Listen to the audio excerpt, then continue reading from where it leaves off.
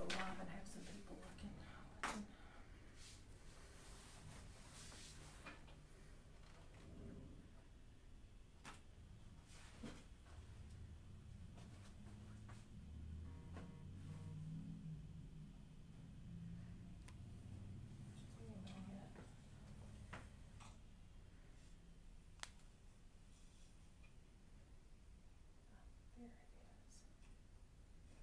There we go. Now you can do the mic check. All right. Good afternoon, everyone. We're going to do a sound check with our system. If you hear us, give us a thumbs up. We'll be getting ready to go live here shortly. Thank you.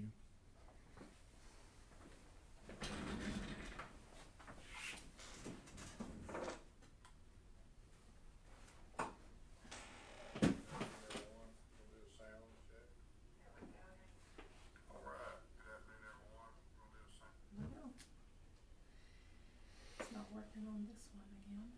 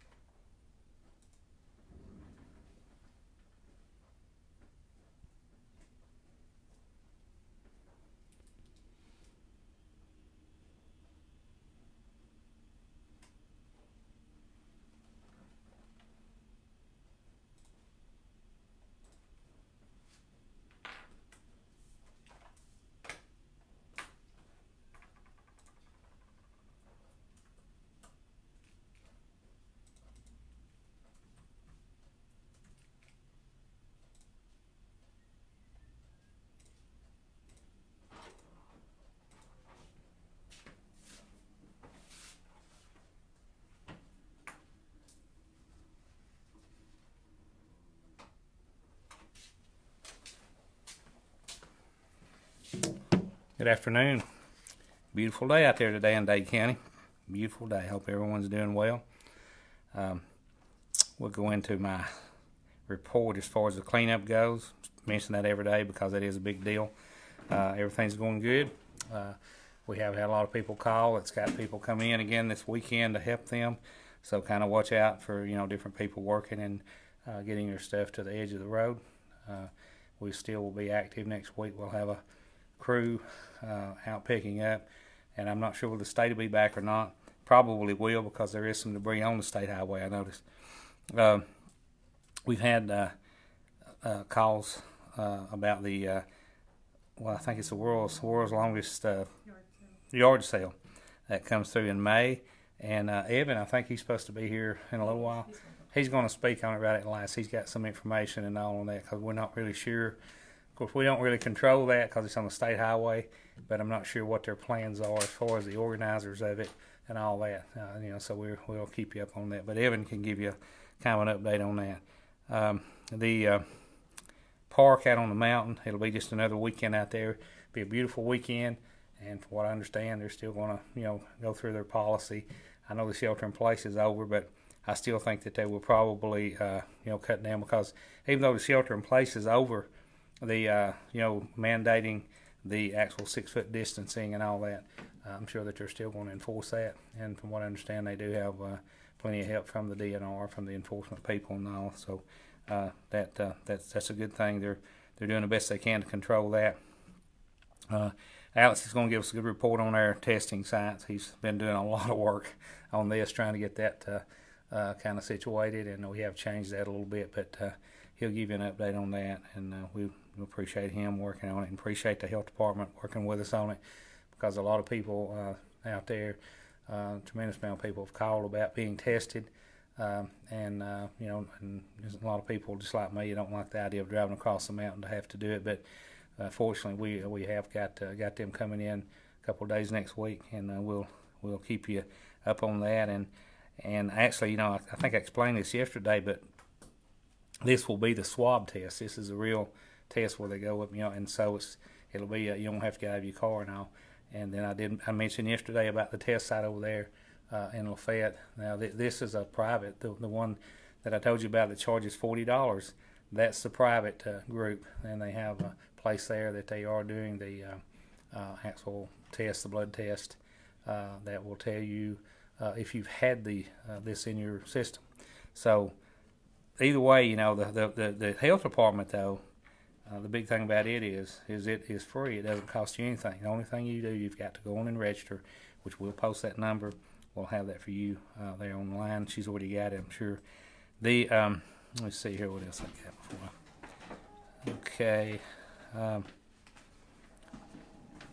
lot of the restaurants, mentioned yesterday, they've gotten back open to, actually they are abiding by the rules. We did have a couple of complaints yesterday on one of them, but I think they handled that. It was just it was kind of a crowded area, because people they've been in all this time, and it's just it just feels like freedom to get out and actually go sit down at a restaurant and eat, but try to obey by the law, by the social distancing. Do have this tri-state food pantry they had called Carey. That's out on Sand Mountain. They are open today from 3 to 5 for those who need assistance. And there is a small form you have to fill out there, and with some questions, but that's for people that need food assistance. Also, this is from actually Christy. She couldn't be here today with the city police. She's chief of the police there in our city. Next Monday, that's May the 4th, beginning at 2 o'clock, the Chattanooga Food Bank, the Tri-State Food Pantry, and Dade Elementary School, and the Trenton Police Department will be handing out free food boxes at Dade Elementary. It says, you need to enter at 1st Street and travel the pickup drop-off line areas. They'll have it well marked out there where you can see what's going on. There will be traffic control in place to assist. No need to leave your vehicle. We will have volunteers taking income information and delivering items to your vehicle. You do not have to provide documentation of income if you in other words, aren't going to force you to do that, but we'll be asking some questions. Health and safety precautions will be taken, and of course that means social distancing, and they're not even wanting you to get out of your car. Of course, you're just to drive through. So for those of you that need assistance and need food, it's a great thing right there that these groups are doing. There's Evan. He did come in here. He's going to give us a little report here in a minute. I'll go in with my report here as far as the numbers go. We did go up one since yesterday.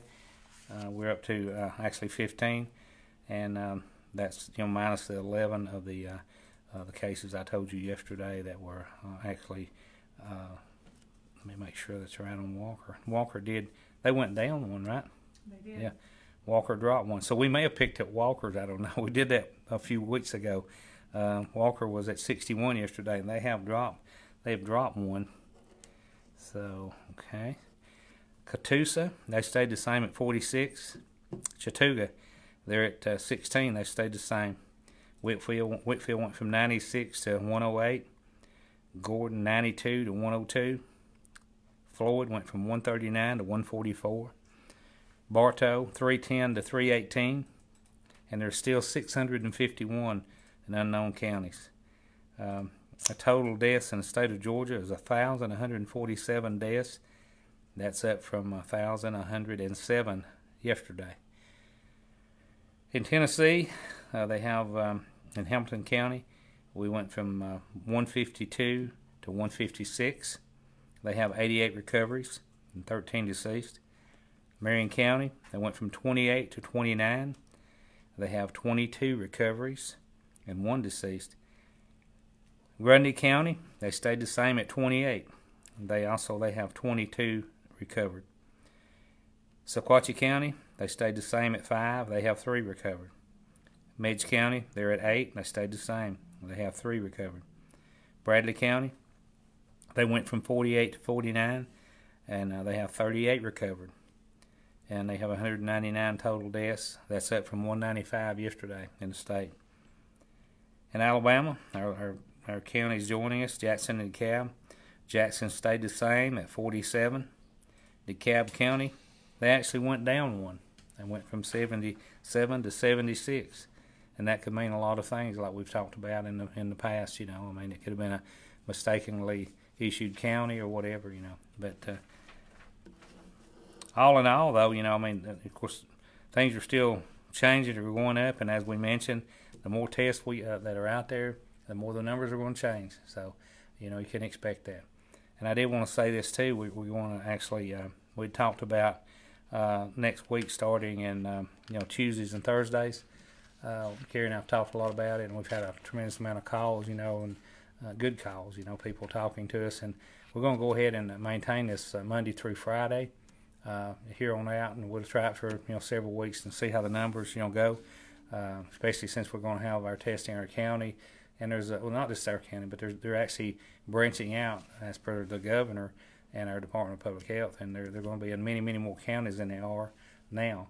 So we'll see these numbers. But we'll go on Monday through Friday, and now some of those days we'll have the town hall, meeting that we're talking about having. And there'll be a lot of other things, that we'll be talking about besides these points here.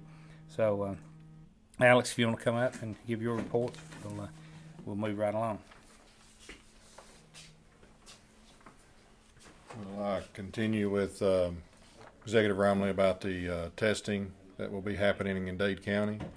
Again, this is through Georgia Department of Public Health, District 1-1 out of Rome, and for Dade County. They've been working in Walker County the last few weeks. Please visit our website at www.dadecounty-ga.gov. The link was posted on the live here. We will be doing this. We mentioned yesterday that it was going to be at the Dade County High School, but we've had to change locations once we got the logistics worked out with Public Health. Right after that meeting yesterday, we met with them, we went down, and certain things that they need to do logistically, we're going to move it to the Dade County Sports Complex.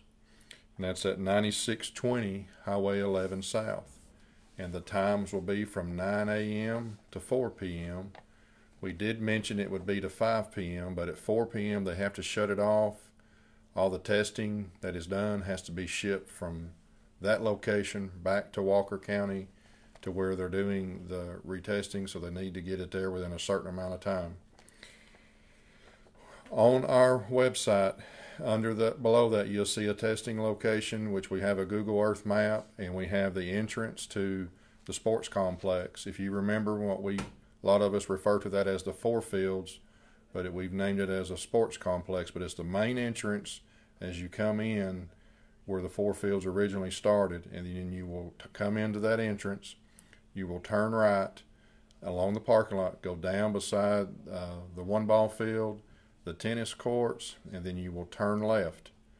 We will have signage, we'll have arrows, we'll have everything we can, but you will drive up to the pavilions that we have built that the county has built throughout the time, the first pavilion right there will be the check-in.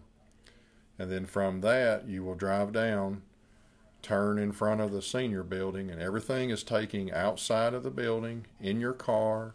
Nothing is inside the senior building. We're just having to use power and internet and other things out of the building that we will have out to the tent where the public health nurses will be. You will stay in your car. You will get swabbed in your nose. They will put them in the test kits, and then you will exit out the driveway that you can either come in from Highway 11 to go to the soccer fields and football fields, the Dade County Head Start. We're going to make that flow that way in case we do have a in-rush of folks. We can double cars up in the parking lot because we got to be safe for US Highway 11. We cannot be backing up or pulling off the road. We will have Sheriff's Office there, folks, to help us and be watching for ways to do that. Now, the quickest way to get qualified for this, and this is a free test, but you need to call this number. You can call this number from 8 to 5 and on Saturdays till noon. You need to call 706-802-5329. It's also on our website. You will be asked a bunch of questions and everything that you've done and all your information put in. And once you get through that, the public health will issue a testing number for you or the group that's coming. If you have that number, as you pull into the checking center, they will check you off the list and send you straight down to get tested. If you show up and you haven't done that, you will have to pull over to the side, fill the paperwork back out, and probably resubmit back in line. So please, please take the time to call this number. These folks are there 6 days a week, 9 hours a day, and half a day on Saturday to get this information done. You will be given that testing number when you pull up. They'll have that sheet, check you off, and send you down to the testing site. So this is going to help speed up the information so we want to keep a good even flow going through there. We will be working with them. We're working with the Sheriff's Office will be helping us, and some of us EMA will be there to help with logistics of this. Again, please call the number. Tell your friends and family that feel like that they need to be tested or been in contact or feeling that. This is free, but call the number 706-802-5329. Again, as Commissioner or Executive Rumley stated, everybody's still doing their job with the restaurants and out in the public. Again, we're opening up the county offices, the administration building, and the parts of the Sheriff's Office building starting Monday. Trenton City Hall will open up the following Monday on the 11th. Just be reminded that if you enter the building that you need to be wearing a mask. If you have any conditions of coughing, sneezing, wheezing, or any type of sickness or temperature, please do not enter. But all of our services are still available to give us a call. All the offices are working diligently to take care of that. We will have a signage up front. We'll have sanitation stations as you come to the door or just inside the door. And if you do need to come in and not have a mask, we will provide you one to help you out. But please, please try to use the phone service, or if you just have to. But when you come in, you're going to be in a restricted area to a certain amount. If there's too many people, we will have to start asking people to stand outside. If the hallways get too full, we'll have to start pushing outside. So we've done a lot of work to make sure that this is safe for yourself and your employees. But again, it's on all of us to make sure this is safe. Next week also, the following week in City Hall will be the same way. We'll move into the storm damage. We've been reporting for individual assistance. We talked yesterday about what the declaration in Tennessee and how some of the Georgia counties were involved with businesses for employment. GEMA did contact us this morning, and the state of Georgia has been denied individual assistance with SBA for businesses. Now, Georgia fought hard. That group of directors and staff put that in for the damage of the 12th and 13th tornadoes. The other two storms that followed in the prior weeks did not create enough damage, or they were trying to lump it all together. So their next step is to go for just an SBA just for businesses or certain things for the county. Now what that does for us now is that the uninsured individuals or underinsured individuals that needed some type of assistance, we don't have that through FEMA, through the federal government.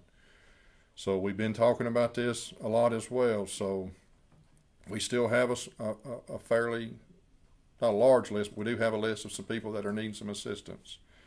If there's a faith-based organization in the county or outside the county, we are looking. GMA's working with us, and we're working with other agencies that do have some areas for roof repairs, things like that, or if a small building was destroyed, they want to try to salvage. So that's some of the things that we're trying to mitigate. We've also made some contact again for affordable rental property that somebody that's on a very Social Security or disability income. So that's what we're trying to do. We are getting a lot of requests, but it's way out of the price range. So that's where we are. So if you got a local group that's willing to help, and it's something we can vet through our EMA that this is something for good faith and all liability is not on the homeowner, and we're going to have to critique it a little bit, but that's where we are. We fought hard with numbers. We give those numbers. Georgia fought hard with us to do that. It was very hard for them to call us, and for some reason the federal government felt that Georgia didn't meet that criteria. So we're continuing to work diligently to help. If we got any volunteer groups, please contact us, 706-657-4111. The two groups that's come in and helped us, we appreciate you very much. At the end, we will be thanking them publicly for what they've done. They are continually working. One group is continually working with that. They are a local group, a local church, so we know who you are, and we'll get that out soon. But again, if there's anyone out there, please let us know. Continue working on our social distancing as we continue on. Another question that has come up pretty heavily to Director Ronnie Page with Trenton City Parks and Commissioner Terry Powell is our city pool. Part of the executive order yesterday, we can't open public pools as of right now till May 13th is what is on the governor's orders. We've been talking about this ever since because our traditional kickoff day is Memorial Day weekend. As you know, as these orders keep coming out, there's a long list of restrictions, and that has not been given out by the department yet, of whatever phase we fall in for reopening America at that time, and what the governor's restrictions will be from public health, how that will be. We are diligently hoping that happens because we're getting calls daily on that. Same thing with the playground equipment. As it was mentioned yesterday, one of our questions. We know we have a wonderful thing that was one of our city splosh dollars for our community and for our children, but all the hand touching and stuff that could be coming out, the kidney touching and carrying, that was one of the first things we had to get closed. So when we do that, we will sure let you know. So again, it's frustrating for us too. The city likes to provide these services to our community. The pool's always been a big hit. It's something that we love to see the families do. A lot of people do that, but if they do continue to the 13th, after the 13th, with no extensions now, it does say it could be extended by the governor unless something does not change or more sicknesses have, but we are working diligently. We got preparations to get it almost ready, but chemicals and getting it filled before we go through that heavy expense, we got to see what actually is, and if there's a big heavy restriction and the Commissioner Powell and Director Page feel that we can meet those with our employees, or if we have to have extra, then we'll see what we can to make that happen. But we're working diligently behind the scenes.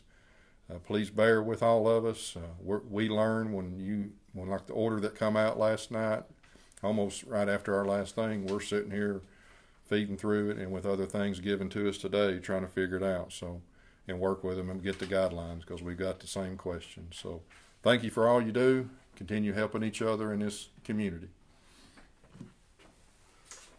Carey, you want to report?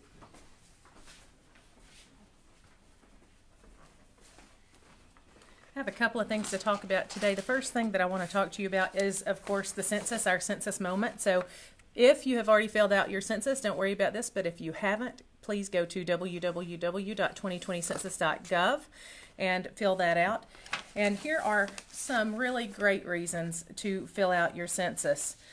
You can help your community thrive by filling out your census because census numbers can help your community work out public improvement strategies. It also helps to get help in time of needs. Many 911 emergency systems are based on maps developed for the last census. So census information helps health providers predict the spread of disease through communities with children or elderly people. When floods, tornadoes, or earthquakes hit, the census tells rescuers how many people will need their help. So please fill out your census today.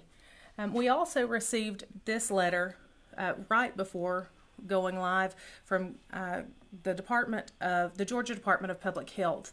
And it says, Governor Brian Kemp, Dr. Kathleen Toomey, and the Georgia Department of Public Health urge all Georgians to continue to follow safe daily habits to reduce our risk of exposure to COVID-19 and keep the virus from spreading. Wear a face covering in public settings, practice social distancing, and wash your hands frequently. A cloth face covering should be worn whenever people are in a community setting where social distancing may be difficult, such as in the grocery store or picking up food at a restaurant or riding public transportation, and especially in areas of widespread community transmission of COVID-19. Cloth face coverings help slow the spread of the virus and help people who may be infected and not know it from transmitting it to others. The Center for Disease Control and Prevention, or the CDC, has easy-to-follow instructions on how to make a low-cost cloth face covering. Cloth face coverings should allow for breathing without restriction, cover the nose and mouth, and be laundered and machine dried after use. Cloth face coverings should not be placed on children under the age of 2 or anyone who has trouble breathing or is unconscious or otherwise unable to remove the mask without assistance. So the use of cloth face coverings does not take the place of social distancing, it goes on to say. So stay at least 6 feet from other people. Do not gather in groups. Stay out of crowded places and avoid mass gatherings. Wash your hands frequently and thoroughly with soap and water, or use an alcohol-based hand sanitizer, at least 60% alcohol, when soap and water are not readily available. Practice good health hygiene, covering your mouth and nose with a tissue when you cough or sneeze. So we will post this letter on our website so you can see that. And we already have the links to the CDC so they can show you how to either make your own cloth mask, or we also have on our website a couple of places who make those cloth masks if you don't want to make your own. So please check that out. We've already put the link in the comment sections, but you can just go see it there. If you have questions, you can always call us. My telephone number is 423-290-6655. Thank you, Carey.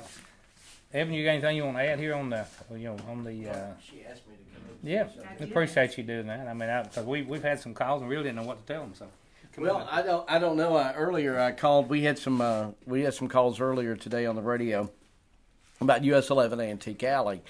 US 11 Antique Alley. It originated here in Dade County, of course, in the city of Trenton. It's 502 miles from Meridian, Mississippi to Bristol, Virginia. The late Bill Marshall, I think, it was kind of a brainchild of his, and we're just in the middle. We're right in the middle, but it's kind of like it's its own thing. And there is communities we've researched that are going to have some stricter guidelines. I think the government, with the county executive and the city mayor, most of it happens on private property, and you have to follow the guidelines as far as not having 10 folks gather up together, or at least 6 feet apart, wear masks, things of that nature. But it's going to be coming up. It's always the weekend after Mother's Day, so you're looking at the 14th through the 17th.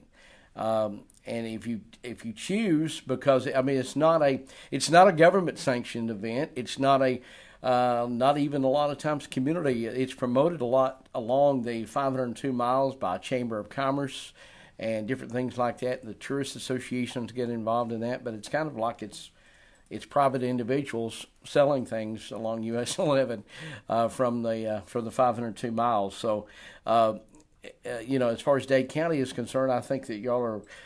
It's up to the individual homeowner, where you got property on Highway 11, but you will be asked to follow the guidelines of, if you have groups more than 10, they got to be 6 feet apart. As Carey just said, wear masks out in the public, which is it's just a thing they're recommending no matter where you go, whether you go to the grocery store or US 11 Antique Alley. So that's kind of what we researched. There is some restrictions. So before you head off and go to Meridian, Mississippi and go down Highway 11, you might want to check each individual county and each individual stretch of Highway 11 before you make your plans to make a week of it, or a weekend. It is Thursday through Sunday, but that's what we found out. Okay, that's good. Very good report. We also in the past have let vendors, set up at the full fields down there, and right now we do have that blocked off, as far as just because of the storm damage and all that, and of course the events, ball playing and all that. So I doubt very seriously between now and then that will be opened back up, So, but we'll keep you up to date on that also. But and as Alex said, there's going to be a lot of things going on there, through this testing and all, and try to work with us on that with Alex and the health department and all, because it's not sure just what kind of turnout we're going to have. But if it's like anything in the other counties, there could be a lot of traffic there, going in and out. I did want to clarify, about the extension we were talking about on the people that might be more vulnerable to this disease. This epidemic, the elderly people and all. That does not mean that you've got to, stay there in your house and look out the window. You can still, go get your groceries and come back home, go to the doctor and come back home. Because some people was kind of misleading or mistook it yesterday, that's it goes back to using common sense. You know your health and you know how you feel, and you know your limits. So just use common sense and that's fine. If you want to go get your hair fixed, go to a beauty shop. Now that's something. There's no one going to put you in jail for doing it. You're not going to be taken. That's just use common sense. And also your hair salons, they'll work with you, I'm sure, on it, because I've had good reports from all the people that are open right now, as far as people that are really trying to go right by the book, and that's what we want to hear. What Alex wants to hear is what I want to hear, and so that's great. But if you want to go have your beauty appointment, that's wear your mask and just follow the rules, But we'll be back here. We'll be back here on Monday at 3:00, and we look forward to you tuning in on us, and hopefully we've helped you in some way by doing these broadcasts. You got any questions today, Carey? No questions. All right. Just appreciate everyone understanding and following the rules, and we'll be back Monday. And thank you so much.